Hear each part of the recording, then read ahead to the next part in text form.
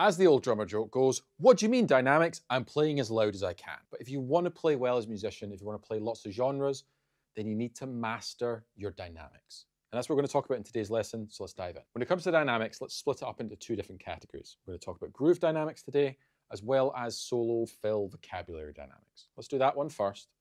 And when it comes to those kind of dynamics, I think of it in two different categories. I think of overall dynamics, which is how loud the whole thing is and how quiet it is.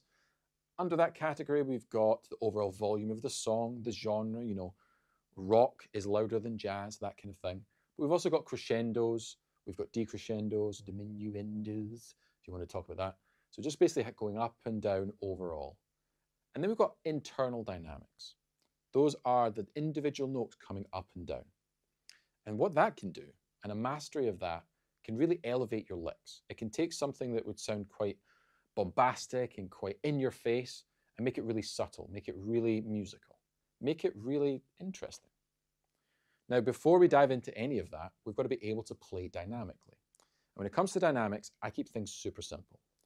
I feel like talking about full strokes, half strokes, downs, taps, ups, and all of that stuff is actually really detrimental to the way a student would learn. So I keep dynamics really simple. For our soft notes, we want to have soft, loose hands. We're going to play softly on the snare drum. We're just going from, I don't know, a couple of fingers up, little lift, little drop. Now we're playing it, we're not dropping it. Keep nice loose hands, nice and soft. Just drop them from the same height. The cool thing about this is, if you do that on an electric kit, it will transfer onto a real kit. I spend a lot of my time practicing on an electric kit or a pad at home or in the studio just because of the volume issues. And keeping my dynamics universal, so soft notes and loud notes being here, has helped me transfer onto any kit. So your ghost notes are nice and soft, a couple of fingers off the head, and if your accents, lift it up and give it a smack. Now, I'm a big proponent of playing with a whip, a molar whip. Don't obsess about technique, don't obsess about technique, don't even think about it, I didn't even say it. Try not to do accents with wrist turns.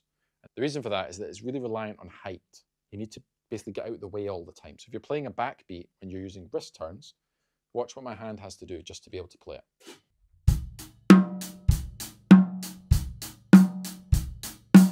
So I'm always lifting it up. But if I play something like a paradiddle groove, there's not enough space. There's not enough time for me to get out of the way. That's why I like the whip, because the whip can be big. It can also be small.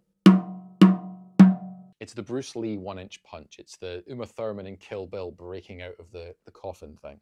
It's that power from small distance. So you get the ability to play it fast. You can do all the stuff with the whip. So all my accents, whether I'm doing rudiments or licks, are whips, and my soft notes are little tippy taps like this. Let's elevate some licks. Let's take right, left, kick, my favorite. Always sounds like this.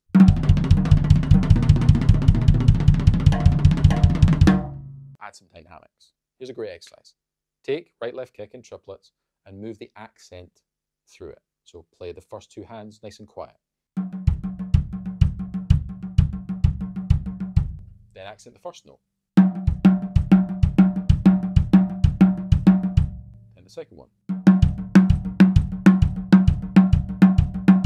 And then all of them. Do that in triplets and 16th notes.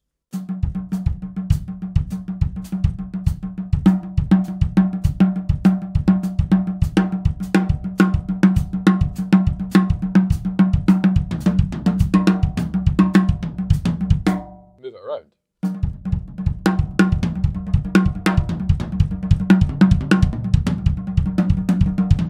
Now you can apply that same idea to any sticking. So right, left, kick, kick, obviously, right, left, kick, right, left, kick. Not that many options. What about something like right, left, left, kick, which is a 5+1 thing?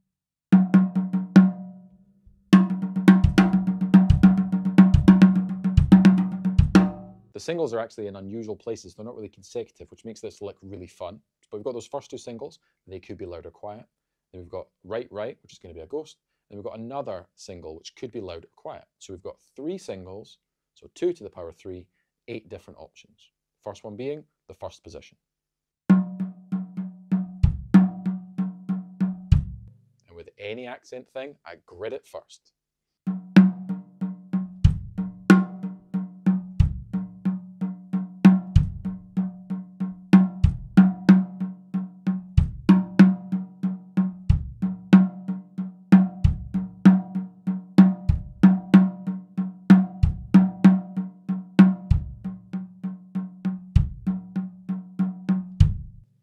Once you can grid it, increase the speed, and you get this.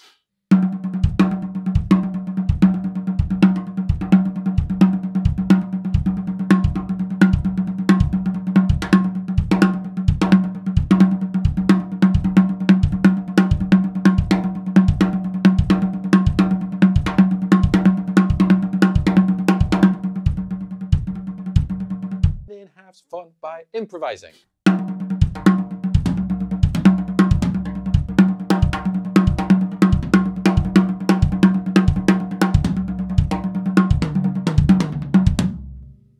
Suddenly it's not the same lick as it was before.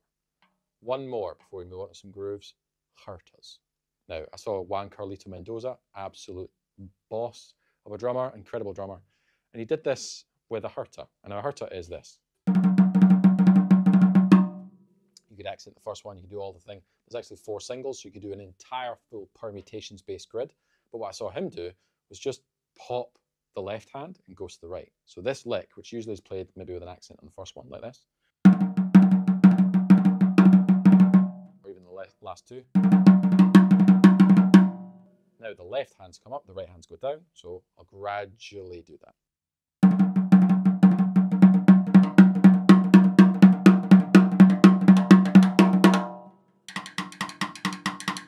That is totally different, but actually it's totally the same thing. Especially when it comes to those fills, those chops, those licks you learn online, makes you down to the dynamics. Let's talk about grooves.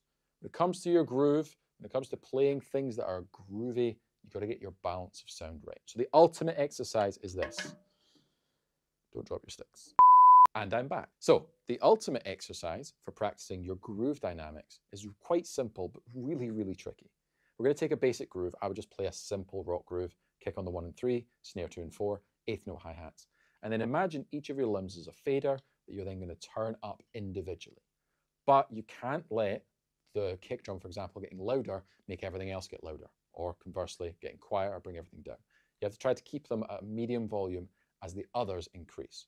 So let me do a couple of bars where I'm bringing the kick drum up, then bring the snare drum up, then bring the hi-hat up. You'll hear how this groove changes.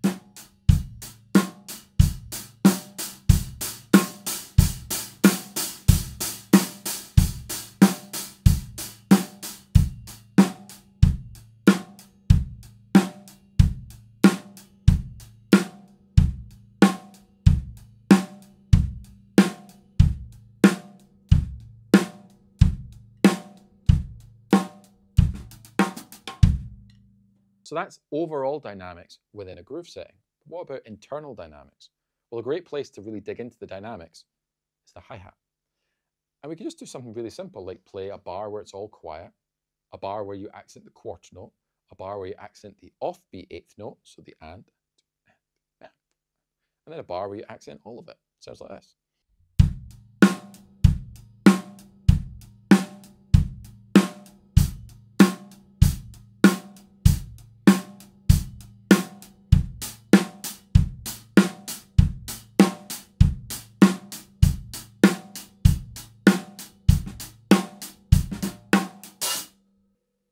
Totally different groove with each of those things, and we're not just a basher.